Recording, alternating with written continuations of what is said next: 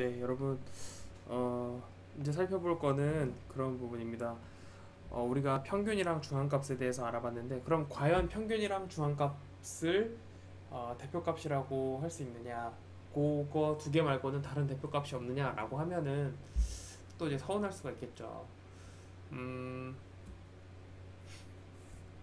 또 하나의 그 대표값이라고 할 수 있는 게 최빈값이라는 것이 있습니다. 최빈값. 영어로는 모드라고 하는데요.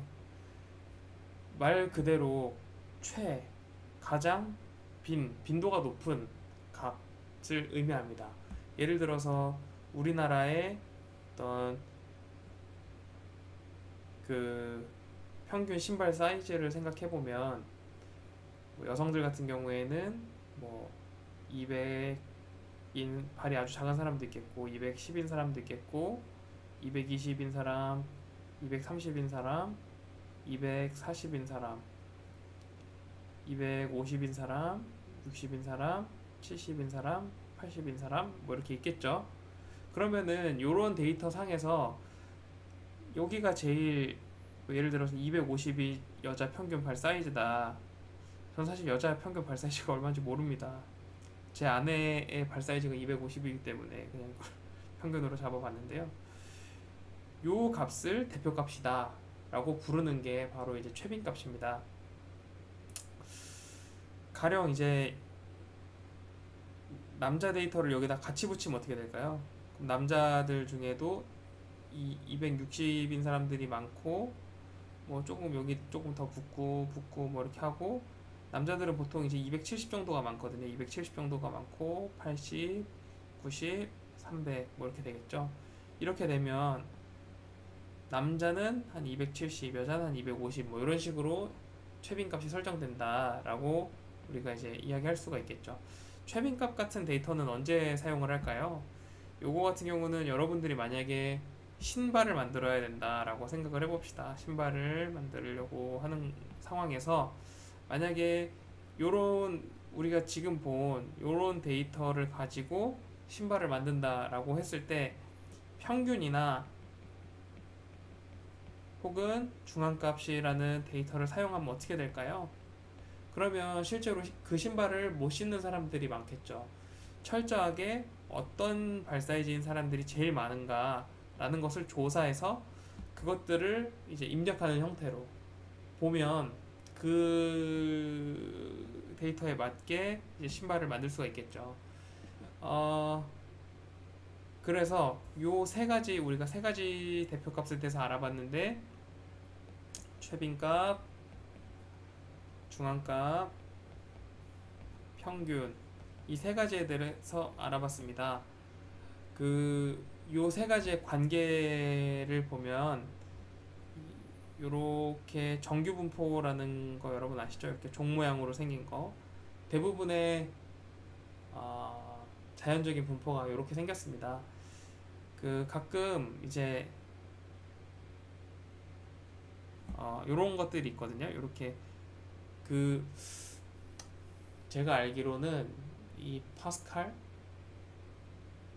파스칼이었나 오일러였나 아무튼 어떤 수학자가 이 실제로 이 자연에 있는 여러 가지 데이터들을 그래프로 나타내 보니까 이런 종 모양의 그림이 나타났다고 해요. 그래서 이제 이거를 이제 되게 신기해하면서 와 어떻게 세상의 모든 데이터가 이렇게 생겼을 수 있지 이렇게 생각을 하면서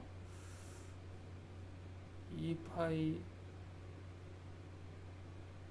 r 모르겠습니다. 아무튼 요 식을 산식을 만드는 거죠. 2에 뭐 마이너스 2 표준 편차 x 마이너스 뮤의 제곱 뭐 어떻게 이렇게 만드는 거였는데 기억이 잘 안 납니다, 여러분. 아무튼 이 그림을 보고 이런 산식을 생각해낸다는 게 참 대단하죠. 근데 어쨌든 우리가 이 산식을 외우고 다닐 필요는 없고요. 이제 이런 데이터 형태로 나타난다 하는 것 정도만 여러분들이 알고 계시면 좋겠습니다. 아, 부끄럽네요. 오랜만에 하니까 갑자기 생각이 안 나네요. 그 실제로 이런 데이터 상에서는 최빈값이랑 중앙값이랑 평균이 모두 가운데 위치하게 됩니다. 그래서 실제로 자연적인 데이터에서는 평균이나 중앙값이나 최빈값이 모두 같게 나타나는 경우가 있습니다. 실제로 뭐 정확하게 딱 같은 값에서 만나진 않을 수는 있겠지만 거의 비슷한 값이 나온다. 여기 뭐 여기 이렇게 아주 미세하게 다 같은 값이 나온다라는 것을 여러분들이 확인할 수가 있을 겁니다.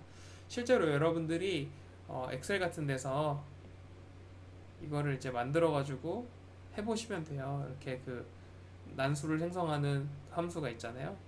범위를 정해가지고 이 실제로 이렇게 난수를 생성해가지고 그거의 평균을 구해보고 이렇게 구하죠. 그리고 뭐 중앙값도 구해보고 그 다음에 최빈값도 구해보고 최빈값은 어떻게 구했었는지 뭐 그냥 모드라고 쳤었나.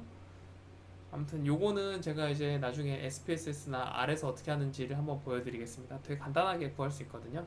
근데 요 함수 명령어가 각 그런 프로그램마다 조금씩 달라가지고 요거를 제가 다 기억하고 있지 못하는데 아무튼 어렵지 않게 구할 수 있습니다. 근데 반면에 이제 요런 데이터가 있었다면은 요런 데이터 형태가 있었다면은 또 다른 데이터 형태로 요런 것들이 있을 수가 있습니다. 한번 보시면은 이렇게 오른쪽으로 찌그러진 데이터가 있을 수 있습니다. 이런 데이터 같은 경우에는 우리가 보통 보는 수능 점수에서 이런 현상이 나타나는데요. 수능 점수 같은 경우는 대부분의 학생들이 뭐 일정 점수 이상을 맞고 일정 점수 이상에서 여기서 이제 성패가 갈리게 되는 거죠. 요거보다 더 높은 사람도 있고 낮은 사람도 있고. 그러면 여러분 최빈값을 제일 찾기가 쉽지 않습니까? 여기가 이제 점수고 여기가 확률이거든요. 그렇기 때문에 여기 가장 높은 점 여기를 찾으면 여기가 뭐가 된다? 여기가 바로 최빈값이 됩니다. 최빈값. 보통 평균은 이 제일 가운데 위치하게 돼. 중앙값 저기 평균은 그 아까 말했듯이 로버스트가 낮기 때문에 막 왔다 갔다 움직인다고 했잖아요. 그거를 이제 기억을 해두시고 여기 항상 가운데 있는 값이 있어요. 얘는 중앙값. 정확한 값은 아닙니다만 이런 식으로 나온다는 거죠. 이렇게 이제 제가 좀 극대화해서 그린 건데 이런 순서대로 나타나게 됩니다. 이렇게 오른쪽으로 많이 치우친 분포에서는 최빈값이 제일 오른쪽에 나오고 그 다음 중앙값, 그 다음 평균 순서로 나오게 됩니다. 그래서 최빈값이 제일 크고 그 다음에 중앙값, 그 다음에 평균 이렇게 나온다. 재밌죠? 그래서 이거를 이제 외우는 친구들이 있어요. 최, 중, 평 이렇게 외워가지고 이렇게 오른쪽으로 찌그러져 있는 거는 이런 형태로 나타나는구나 이렇게 알 수도 있는데 그냥 제가 이제 여기에 이제 그 사회조사 분석사 시험 같은 데 나오거든요. 근데 그때 이제 제가 썼던 방법은 그냥 이런 거예요. 제일 높이 있는 점을 찾아가지고 쭉 내려. 그럼 최빈값이야. 최빈값은 언제나 이렇게 있고 평균은 요거보다는 이제 위치를 다르게 해서 있다. 이렇게 중앙값이 항상 가운데 있다. 그것만 이제 생각하고 있으면 되거든요. 그래서 요 분포에 반대되는 분포는 이제 왼쪽으로 찌그러진 분포겠죠. 이렇게 요런 분포 같은 경우는 여기가 최빈값이 되고 여기가 중앙값이 되고 여기가 이제 평균값이 됩니다. 그래서 똑같이 최빈값, 중앙값, 평균값 써놓고 이번엔 부등호 방향만 반대로 적어주시면 됩니다. 안 보이네요. 최빈값, 그리고 최빈값, 중앙값, 평균 이렇게 써놓고 최중평이라고 딱 써놓고 지금 여기서는 평균이 제일 오른쪽에 있잖아요. 그러니까 평균값이 제일 큰 거죠. 그래서 평균 제일 크고 중앙값이 그 다음 최빈값 이런 식으로 나타난다. 그래서 중앙값이 항상 언제나 가운데 있다는 점을 이제 보고 저는 이제 그런 식으로 외워서 했습니다. 여러분들도 뭐 쉽게 외울 수 있을 거예요. 이렇게 된 분포에서는 세 개가 다 같게 나오겠죠. 요 분포에서는 요 세 가지 관계에 대해서 이제 여러분들이 알고 계시면은 나중에 문제 풀이를 하거나 할 때 도움을 받을 수 있다. 이렇게 알고 계시면 되겠습니다.